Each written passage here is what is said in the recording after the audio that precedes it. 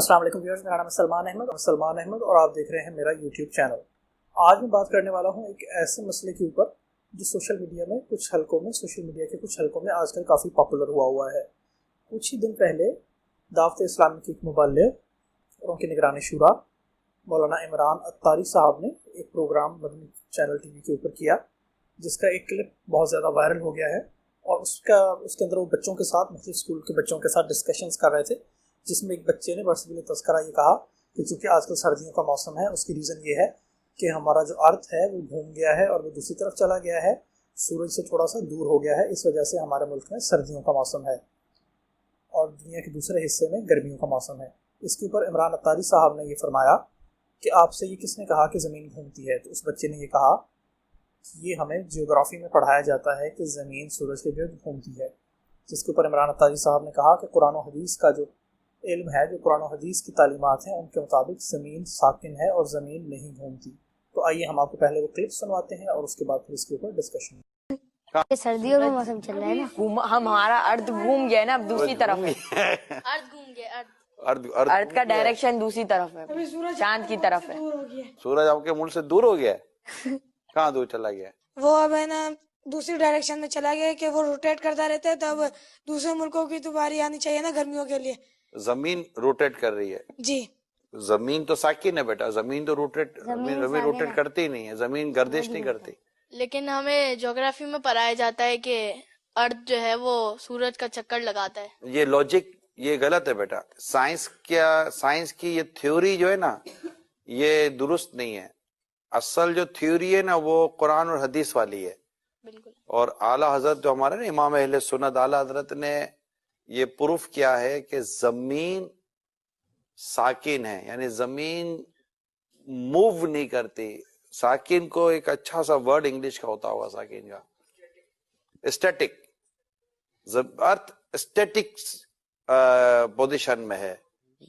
تو یہ موو نہیں کرتی، اور سائنس کہتی ہے کہ زمین موو کرتی ہے۔ اعلیٰ حضرت ہمارے امام اہل سنت نے قرآن سے ثابت کیا ہے کہ زمین موو نہیں کرتی، تو ہم نے بات کون سی ماننی ہے؟ اسلام کی، دین کی۔ اعلیٰ حضرت نے اسلام و دین کی بات ہی کی ہے، ٹھیک ہے بیٹا؟ اور کوئی کوشچن ہے ذہن میں؟ تو پھر ہمارا صبح کے ٹائم پہ سورج آ جاتا۔ اس سے پہلے کہ ہم اپنے ڈسکشن کو سٹارٹ کریں، اگر آپ میرے اس چینل کے اوپر نئے ہیں تو آپ سے ریکویسٹ ہے کہ میرے اس چینل کو سبسکرائب کر لیجئے، اور اگر آپ کو یہ ویڈیو پسند آتی ہے تو اسے اپنے دوست احباب کے ساتھ شیئر کیجئے۔ جی، تو ویورز، آپ نے سنا کہ عمران اتاری صاحب یہ فرما رہے ہیں کہ قرآن و حدیث کا یہ نظریہ ہے کہ زمین ساکن ہے اور زمین سورج کے گرد نہیں گھومتی۔ اگر آپ اس نظریے کی ڈیٹیلز کے بارے میں تھوڑی سی ریسرچ کریں تو آپ کے علم میں یہ آئے گا کہ بہت سارے مسلمان علماء، خاص طور پر جن کا تعلق اس مکتبہ فکر سے ہے اور جو امام احمد رضا خان صاحب کو فالو کرتے ہیں، ان کا یہ ماننا ہے کہ زمین سورج کے گرد نہیں گھومتی، زمین اپنی جگہ کے اوپر ساکن ہے۔ اور اس کو ثابت کرنے کے لیے وہ قرآن مجید سے مختلف آیات کو پیش کرتے ہیں، اگرچہ قرآن مجید میں کوئی بھی ایک آیت ایسی موجود نہیں جس میں یہ کہا گیا ہو کہ زمین نہیں گھومتی یا زمین بالکل رکی ہوئی ہے اپنے مدار کے گرد یا سورج کے گرد نہیں چکر کاٹتی، تو ایسی کوئی آیت قرآن مجید میں موجود نہیں۔ اگرچہ بہت سی آیات میں اللہ تعالیٰ نے ارشاد فرمایا کہ ہم نے زمین کو ٹھہرا ہوا بنایا، ہم نے زمین کو رہنے کے قابل بنایا، یا ہم نے زمین کو ایک بچھونا بنا دیا۔ قرآن مجید کا جو اسلوب ہے وہ پوائنٹ آف ریفرنس کی بات کرتا ہے۔ مثال کے طور پر آج یہ ہم جان چکے ہیں، اور یہ ہر کوئی شخص بشمول ہمارے دینی علماء کے یہ جانتا ہے کہ سورج کبھی غروب نہیں ہوتا۔ مثال کے طور پر پاکستان کے اندر اگر اس وقت دن ہے تو دنیا کے بہت سارے ایسے حصے ہوں گے جہاں پر اس وقت رات کا وقت ہوگا۔ تو اس کی ریزن یہ ہے کہ سورج اس وقت ہمارے ممالک کے سامنے ہے اور یہاں پہ دن کا وقت ہے، اور کچھ ایسے ممالک جو سورج کی اوٹ میں چلے گئے، مطلب سورج کی دوسری طرف چلے گئے ہیں، تو اب وہاں پہ سورج کی روشنی نہیں پڑ رہی، اس وجہ سے وہاں پہ رات ہے۔ لیکن جیسے ہی یہاں پہ رات ہو جائے گی تو ان علاقوں میں، ان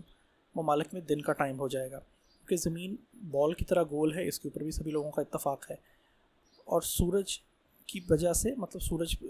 پوری دنیا کے اندر ایک ہی وقت پہ رات اور ایک ہی وقت پہ دن نہیں ہوتا، مختلف ممالک کے اندر وقت کے اندر فرق ہوتا ہے، اور یہ فرق اتنا زیادہ بھی ہو سکتا ہے، مطلب 24 آورس کا فرق ٹائم بھی ہو سکتا ہے۔ اگر دن کے 12 بجے اس وقت یہاں پاکستان میں ہو تو دنیا کے کسی حصے میں رات کے 12 بجے کا وقت بھی ہو سکتا ہے۔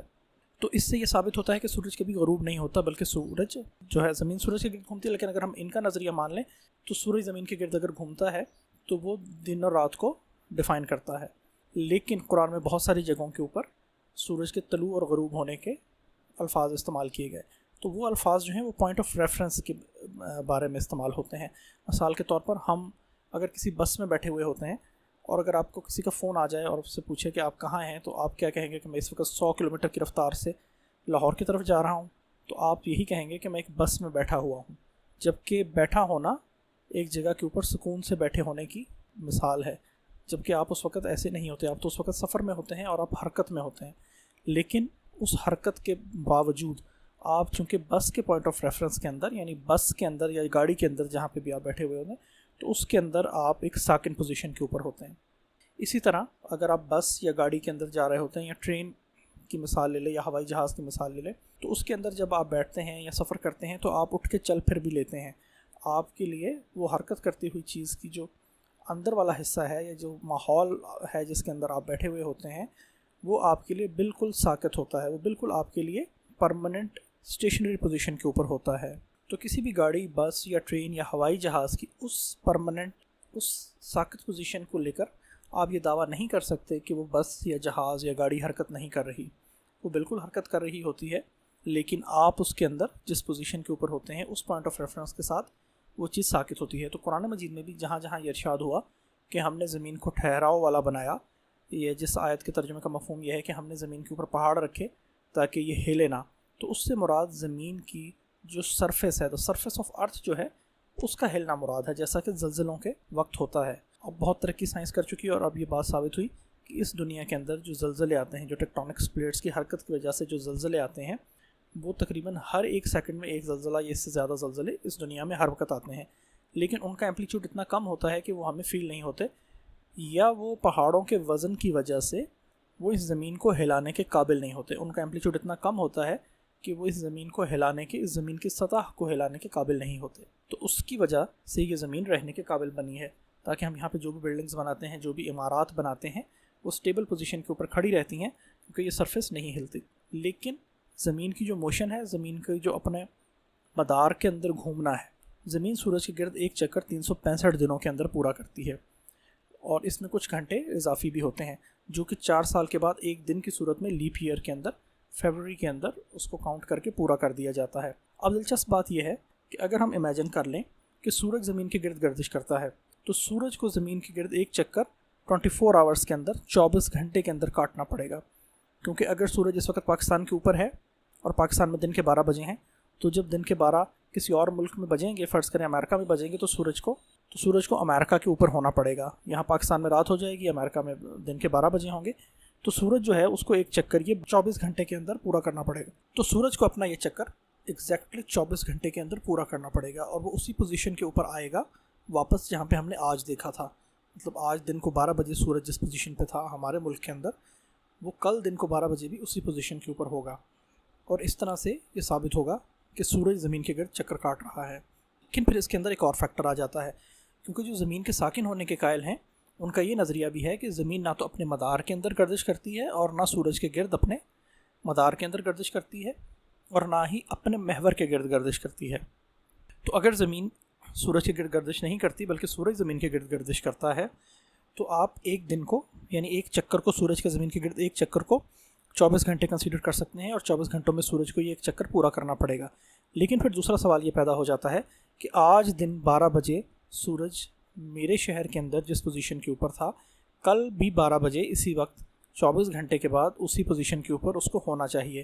لیکن اگر میں 6 مہینے کی بعد کی بات کروں, آج سے 6 مہینے بعد جب موسم بدل جائے گا, یعنی اگر آج گرمیاں ہیں تو 6 مہینے کے بعد سردیوں کا موسم ہوگا, تو اس وقت سورج کی یہ پوزیشن بدل جائے گی. اور اگر ہم سورج کی اس موشن کو مان لیں جو زمین کے گرد سورج گردش کرتا ہے, تو ہمیشہ دن جو ہے وہ 12 گھنٹے اور رات بھی 12 گھنٹے کی ہی ہوگی, کیونکہ سورج ایک سرکولر موشن کے اندر زمین کے گرد گردش کرتا جائے گا اور دن اور رات بنتے جائیں گے, اور دن اور رات کی جو مقدار ہے وہ 12 گھنٹے دن اور 12 گھنٹے رات کی ہوگی. لیکن ایسا نہیں ہوتا. کچھ ملکوں میں اس وقت گرمیاں ہیں اور یہاں پہ دن لمبے ہیں, کچھ ملکوں میں اس وقت سردیاں ہیں اور وہاں پہ دن چھوٹے ہیں. مثال کے طور پر ایشیا میں ہمارے ملک پاکستان کے اندر جون اور جولائی کا مہینہ گرمیوں کی پیک ہوتی ہے, مڈل آف سمر ہوتا ہے, جبکہ جون اور جولائی آسٹریلیا کے اندر مڈل آف ونٹر ہوتا ہے، یعنی سردیوں کی پیک کا دور ہوتا ہے، سردیوں کے درمیان کا دور ہوتا ہے۔ تو ایسا کیسے ممکن ہے؟ آپ اس فنامنے کو کیسے ثابت کریں گے کہ سورج زمین کے گرد گردش کرتا ہے تو وہ کسی جگہ پہ دن کو چھوٹا اور کسی جگہ پہ بڑا کیوں کر دیتا ہے؟ اور اگر ایسا ہی ہے کہ کچھ اینگل کے اوپر زمین کہ وہ سورج گردش کرتا ہے اور کچھ جگہوں پہ دن لمبا اور کچھ جگہوں پہ دن چھوٹا ہے، تو پھر یہ اینگل بدل کیسے جاتا ہے؟ مثال کے طور پہ گرمیوں میں ہمارے یہاں دن لمبے ہوتے ہیں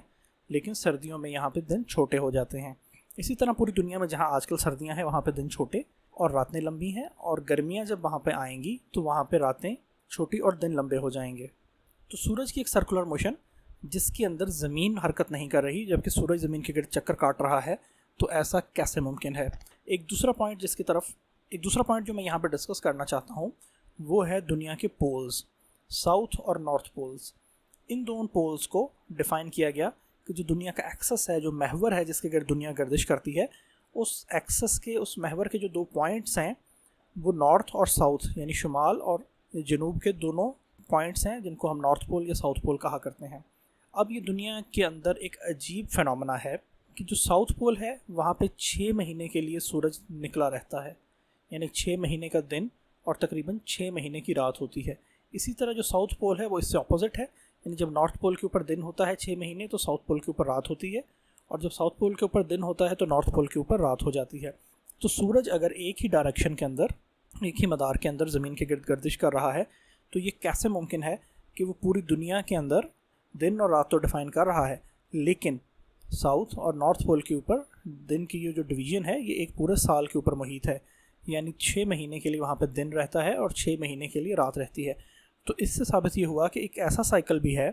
جو اس کو کمپلیٹ کرنے کے لیے پورا 1 سال لگتا ہے، اور وہ سائیکل ہے سیزنز کا سائیکل۔ مثال کے طور پہ ہمارے ملک میں جون جولائی گرمی کے مہینے ہوتے ہیں اور اگلے سال بھی جون جولائی گرمی کے ہی مہینے ہوتے ہیں، جبکہ میں نے آپ کو بتایا کہ بہت سارے ایسے ممالک ہیں جہاں پہ جون جولائی سردی کے مہینے ہوں گے اور اگلے سال بھی یہ سردی کے ہی مہینے ہوں گے۔ تو کیسے ممکن ہے یہ کہ اگر زمین حرکت نہیں کر رہی اور سورج زمین کے گرد حرکت کر رہا ہے تو یہ موسموں کی تشکیل کیسے ہوتی ہے؟ تو یہاں پہ میں آپ کو ڈیفائن کرتا ہوں کہ زمین سورج کے گرد گردش کر رہی ہے اور یہ موسم کیسے بنتے ہیں، تو اس کے بارے میں آپ کو تھوڑی سی اس کی ڈیفینیشن دے دیتا ہوں، تھوڑا سا ایلیبوریٹ کر دیتا ہوں۔ زمین سورج کے گرد گردش کر رہی ہے، یہ نظریہ گلیلیو گلیلی نے 17ویں اور 18ویں صدی کے درمیان پیش کیا۔ اس وقت چرچ نے اس کی بہت زیادہ مخالفت کی، لیکن بعد میں آنے والی بہت ساری تجربات اور بہت ساری چیزوں سے یہ ثابت ہو گیا کہ گلیلیو نے صحیح کہا تھا، لیکن اگرچہ اس نے پوری جو اس کی تھیوری تھی وہ پوری طرح سے اس نے بیان نہیں کی تھی، بہت ساری چیزیں آنے والے وقت میں ریویل ہوتی گئیں جس سے یہ سارا سسٹم لوگوں کی سمجھ میں آنے لگ گیا۔ زمین اپنے ایکسس کے گرد یعنی اپنے محور کے گرد 24 گھنٹے میں ایک چکر پورا کرتی ہے۔ اس کی وجہ سے جو ممالک اس وقت سورج کے سامنے ہوتے ہیں وہاں پہ دن ہوتا ہے، اور جب زمین روٹیٹ کرتی اور دوسرے ممالک سورج کے سامنے آ جاتے ہیں تو وہاں پہ دن ہو جاتا ہے، اور جو ممالک پیچھے چلے جاتے ہیں وہاں پہ شام ہو جاتی ہے۔ اسی طرح زمین سورج کے گرد مدار میں اپنا چکر 365 دن کے اندر پورا کرتی ہے۔ لیکن بعد میں ایک بات ریویل ہوئی جو اکثر لوگوں کو شاید معلوم نہ ہو کہ جو زمین کا ایکسس ہے وہ بالکل سیدھا نہیں ہے۔ زمین 90 کے اینگل کے اوپر ایک ایکسس میں نہیں گھومتی بلکہ یہ تھوڑی سی ٹلٹ ہوئی ہے،